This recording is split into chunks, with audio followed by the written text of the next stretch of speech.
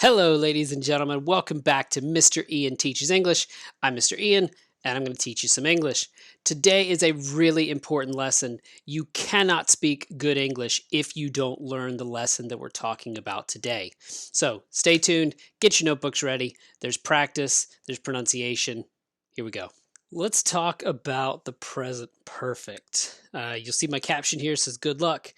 This is the most difficult verb tense in English, in my opinion. So let's go. For each verb, we're going to talk about its form and its use. So the form is what the verb looks like, what you speak, what you say, what you write or read on the page. So the present perfect has two verbs. Now, to talk about the present perfect, we need to talk about perfect tenses. Any perfect tense uses have and the past participle. Any perfect tense. The present perfect, the future perfect continuous. If it has perfect in the name, it uses have and the past participle.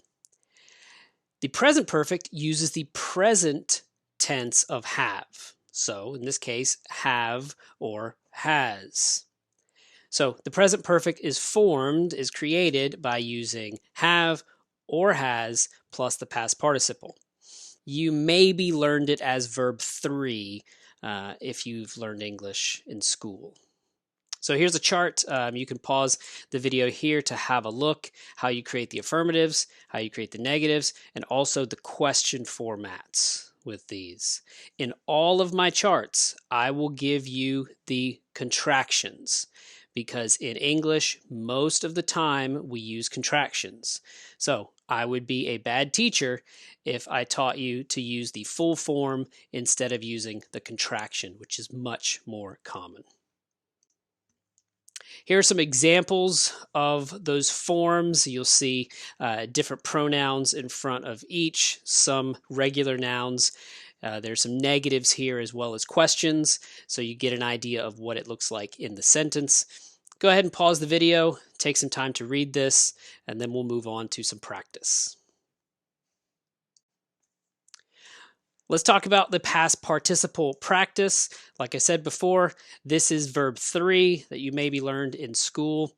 Most English verbs, when you look them up, you'll have a base form, a past tense, and a past participle.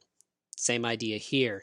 So if you want some practice with the past participle, go ahead and pause the video, take a moment, and look up the past participles of these words to see if you know them.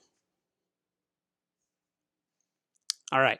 The past participle of be, been, take, taken, see, seen, have, had, read, read. This one's special. The pronunciation changes, but the spelling does not. Do, done, come, remains the same. Search, searched. This is our first example of a regular verb. If the verb is regular, then the past tense is the same as the past participle. So the past tense of search is searched, and the past participle is also searched. So they are exactly the same. Include, included, another regular verb. Think is irregular, so you just have to learn those. Think is thought. Now this is the same as the past tense, but it does not follow a pattern. You cannot rely on the pattern for irregular verbs. Regular verbs, yes, always the same. Irregular verbs, you cannot rely on any patterns. Play is regular, so played.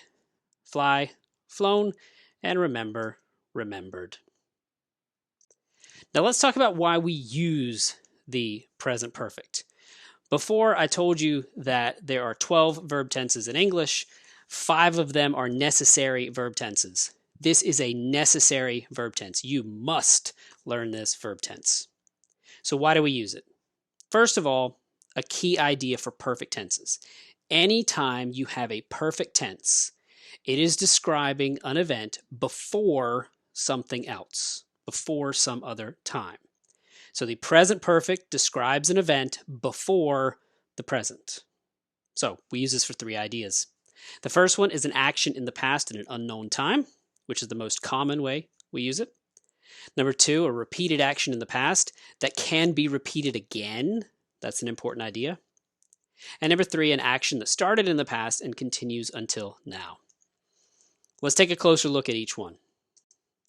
The first idea, an action in the past at an unknown time. This is the most common way that we use it. First example, I've seen that movie.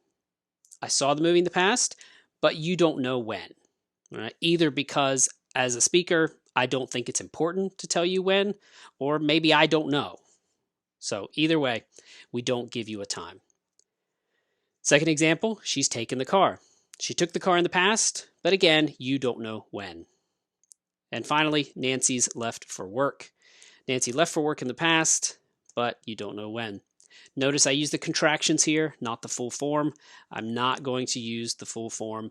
You need to learn the contractions. Now, a little special note, if you use a time, you can't use the present perfect. So the example that is struck through down here is I've seen that movie yesterday. Now, just go to the simple past if you add a time to it. I saw that movie yesterday. ID number 2 is a repeated action in the past that can be repeated again. This is important. She's written 3 books. She wrote 3 books in the past. She might write another one.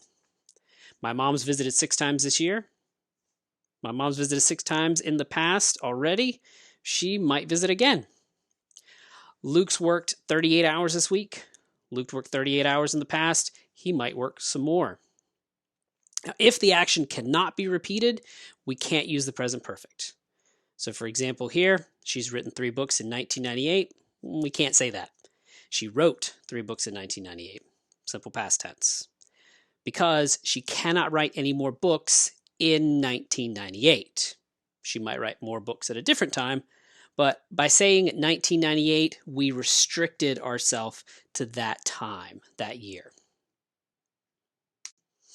And idea number 3 is an action that started in the past and continues until now. Very common use of it. Little secret, this is also the definition for the present perfect continuous, but we'll talk about that more in another video. We've lived here for 8 years. 8 years in the past, they started living here. They're still living there now. It continues. Joanna's worked on her homework for 2 hours. She started working 2 hours in the past. She's still working now. And the last one, I've studied English since 2018. I started studying English in 2018. I'm still studying now. So all of these are connected to the present and are still used that way. All right, now it's time for you to do some practice. Have a look at these sentences. These are the same sentences from before. You've already seen them. Go ahead and pause the video and see if you can figure out which idea it is. Idea number 1, idea number 2, or idea number 3. All right, let's look at these here and see what the answers are. I've seen this show before. That is the first idea. You've read that book 6 times already. Second idea. He's lived here for 15 years. Third idea. She's washed the car twice this month. Second idea. It's been in my yard. First idea. Steve's looked into it. Again, first idea. And this is the most common idea. We've played together since 2012. Third idea. They've run this trail. First idea. You haven't told me. First idea. Sarah hasn't come here in 5 years. Third idea. We haven't won a game this year. Third idea. Have you driven there alone? First idea. Has she taken her medicine? First idea. So notice we can use these in negatives as well as questions. If you need to review, go back and look at those ideas and try it again. Why is this important? You must understand this verb tense and you must use it. You also need to be able to hear it and understand it because English speakers always use this verb tense. It is a very, very common tense. Many people ask about the past, but they don't know when something happened, so they're going to use this present perfect tense. Thank you so much for watching. I hope this was helpful for you.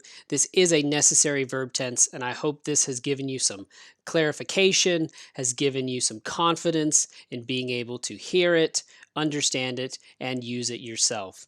Comment below if you have any questions, and feel free to give me recommendations or ideas about videos you'd like to see. Thanks so much. We'll see you next time.